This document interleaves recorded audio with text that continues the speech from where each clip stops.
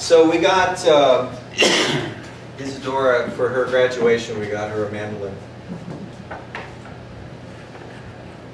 And this is out of print. How do you say that with an instrument? Out of print.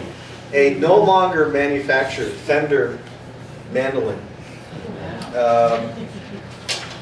We actually had to get a bass ukulele. Yes, they don't make cases for this anymore, so we bought finally tracked down a bass ukulele case, and that's the case that works for it.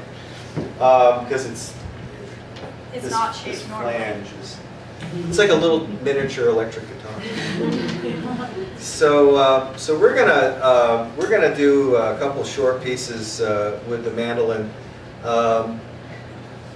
And I'm doing one. The first one's called Before Dawn in Nebraska, and then the second one is actually just one part of a three-part poem called Frank Waters' Three Circles, but we're just going to do the first part. Okay. Before dawn in Nebraska, like the ghosts of tornadoes that never were, the siren sings to the dark. A train engine illuminates the prairie, folded hills of brown and black, no moon. An old coyote barks, clouds circle silently above, lightning pulses on the horizon, the sparks of the dying campfire respond.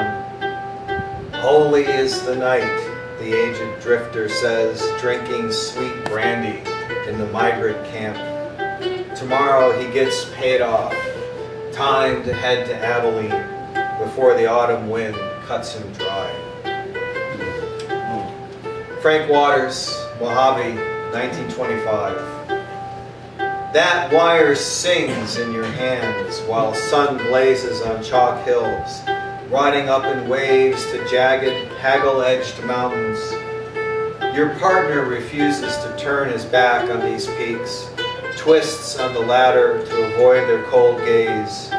You remember Pikes Peak, Ute place of emergence, gray and white above dark spruce and pine. You know this desert mountain holds another spirit entirely. Dust, bone, skull, and red gold time. Now you know the beginnings of mountain souls.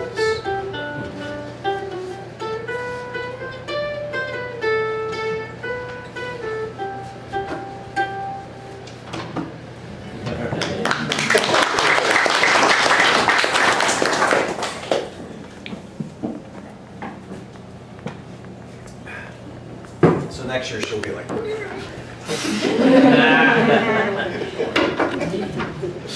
all right, I'm going to read a few pieces with just voice. Isadora.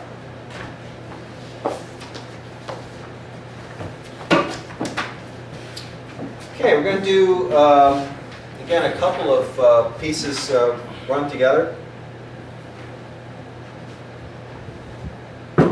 And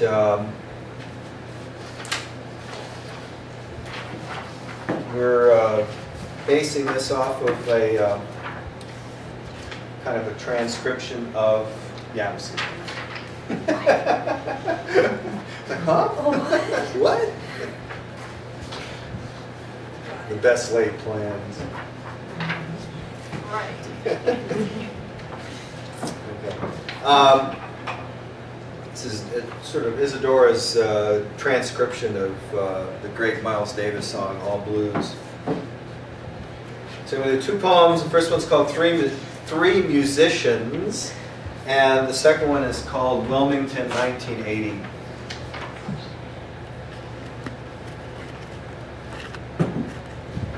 Three musicians.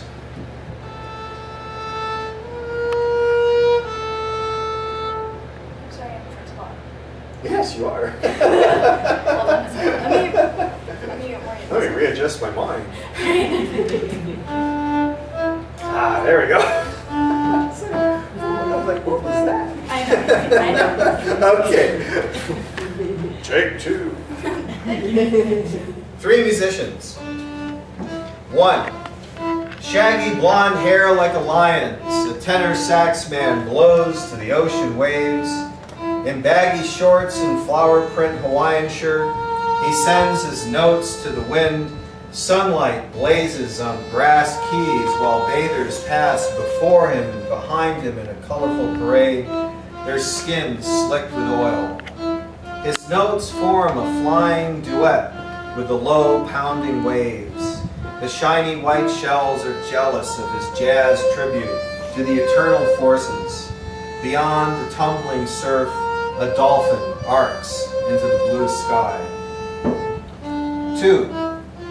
From a practice room, white light pours through midnight windows, illuminating dried autumn leaves outside. Inside, a tall black man, young, maybe 20, hammers with remarkable precision on a range of drums. The rhythm rolls out into the campus night, pulls listeners returning home from the library.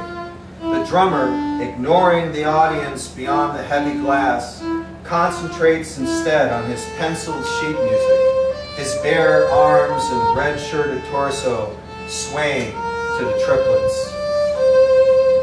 3. His jeans are torn at the knees, just as his cello is worn to the bridge's right. Sequencing layers of sound, bowed, brushed, and slammed, he sits in deep thought on wooden stool, wears an Ouija board on his t-shirt and shapes echoes to match the gray rain day. Now he pulls out a brass music box, turns the handle, the 19th century mechanism and antique echo, to the switches and dials at his feet. The coffee house clock marks the eternity he shapes on strings. Wilmington, 1980. Saturday afternoons, we'd head out to the Little Beat Jazz Club in the city's rough end. Narrow space, barely enough room for a bar, a stage, and a row of circular tables, while a ragged band of musicians wove their way along Miles Davis's So What. We'd drink cheap beer and watch our favorite characters in the place. Old, nearly toothless black boxer with cauliflower ear drinking a stream of whiskey sours. Pale-skinned hood, about 30, slicked back blonde hair, scar under his right eye, black suit jacket, never smiled, but never missed a Saturday jam session either.